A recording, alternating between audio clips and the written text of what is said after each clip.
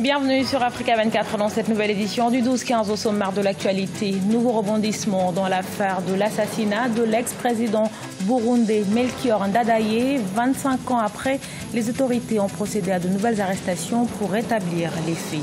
Le Ghana dévoile sa loi de finances 2019 axée sur la croissance économique. Il s'agit du premier projet indépendant des recommandations du Fonds monétaire international. Et puis l'Égypte promeut son vin local décliné en une dizaine de variétés. Le vin égyptien a déjà été primé avec 14 médailles internationales. Mais tout d'abord, cette nouvelle attaque terroriste au Cameroun. Au moins 29 personnes ont été blessées dans cet attentat suicide perpétré ce mercredi à Amchidé, dans l'extrême nord du pays. Cette zone frontalière du Nigeria est régulièrement touchée par des attaques de djihadistes de Boko Haram. Important carrefour commercial, l'armée avait réussi à sécuriser la ville où le groupe disposait d'une base de repli. Cela avait favorisé le retour progressif des habitants qui avaient presque tous pris la fuite. Les autorités du Burundi semblent déterminées à mettre la lumière sur l'assassinat du président Melchior Ndadaye en 1993. 25 ans après, plusieurs personnes ont été interpellées ces derniers jours. Cette réouverture de l'enquête a pour but, selon le gouvernement, de traduire devant la justice toute personne impliquée à l'homicide du premier président burundais, Nathalie Mo. 4 militaires retraités burundais ont été arrêtés dans le cadre de la réouverture du procès de l'assassinat de l'ancien président burundais Melchior Ndadaye. Ceux-ci sont présentés par les autorités judiciaires comme des auteurs présumés du meurtre. De nouveaux éléments qui enrichissent un feuilleton judiciaire vieux de 25 ans. Le pouvoir actuel n'a pas la légitimité de rouvrir le dossier. La famille du président Ndadaye, qui a l'impression que le procès qui a eu lieu n'est pas équitable, il a le droit, bien sûr, de demander la réouverture du dossier. Mais dans le cas présent, ce n'est pas possible. Le Front démocratique burundais, parti du président Ndadaye, s'est dit satisfait de la réouverture de ce dossier. Les autorités judiciaires, elles, ont promis un procès équitable pour élucider la mort du président Ndadaye. Nous considérons qu'ils sont parmi les auteurs de l'assassinat du président Ndadaye. Mais ce sont les enquêtes qui vont clarifier leur rôle. Ils ont été arrêtés pour des raisons d'enquête, tandis que d'autres sont encore recherchés. Melchior Ndadaye, premier président Hutu du Burundi, a été assassiné en 1993. Un événement qui a conduit le pays dans une guerre civile jusqu'en 2006.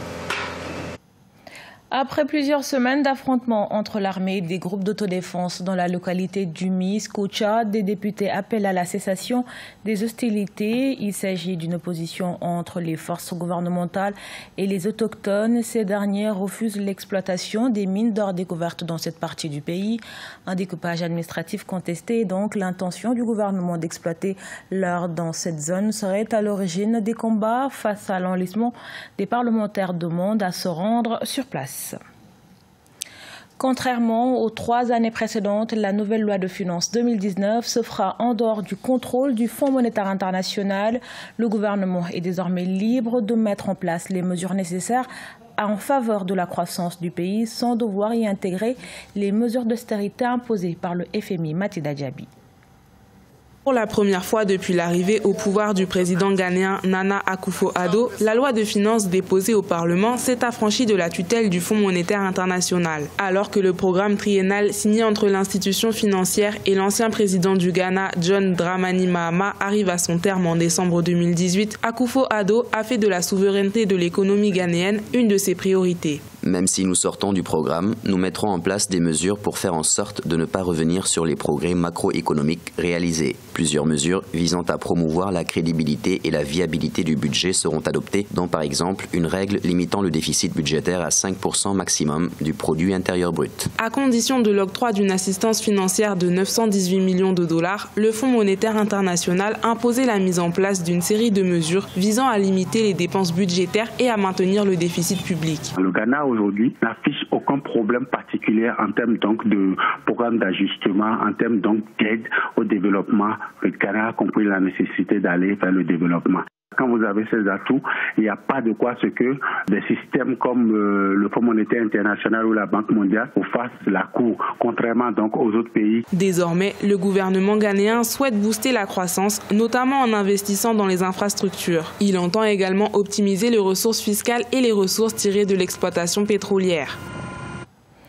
Au Sénégal, le parc industriel de Diamniadio a un nouvel arrivant. Il s'agit du groupe suisse Sika, spécialisé dans plusieurs domaines, dont les métiers de la construction et de l'industrie. La nouvelle installation est une opportunité pour de nombreux jeunes Sénégalais. Marcel Farbamaroun. C'est ce lundi 26 novembre 2018 que le groupe suisse Sika a procédé à l'inauguration de son usine au Sénégal, sise à Diamniadio. L'entreprise, spécialisée dans la production de matériaux de construction, est présente dans 94 pays avec plus de 170 sites de production et de vente. Le groupe Sika, qui est un groupe qui a plus de 100 ans d'histoire, a démarré en Suisse et s'est développé depuis cette période à travers le monde. Le groupe a un chiffre d'affaires qui dépasse les 6,5 milliards de francs suisses en 2017. Le groupe Sika propose des prestations relatives à l'étanchéité, au collage, à l'insonorisation de renforcement et de protection des structures qui offrent de nombreuses possibilités dans les métiers de la construction et de l'industrie, notamment dans l'automobile et le matériel de transport. Elle est structurée autour d'une usine de production d'adjuvants de béton et mortier, ce qui nous permet d'être très réactifs et de pouvoir satisfaire la demande de la clientèle dans les 48 heures. Nous disposons aussi d'un laboratoire de dernière génération qui veille à la qualité des produits fabriqués au Sénégal. Dans nos offres de services, nous tenons à accompagner les clients en leur proposant des formulations optimales et économiques ainsi qu'un support technique. La décision du groupe Sika de s'implanter au Sénégal est en phase avec le cadre de référence de la politique de l'État dénommé Plan Sénégal émergent. Ce dernier a pour objectif d'impulser les centres urbains par un potentiel économique significatif, en partie grâce aux projets d'infrastructure.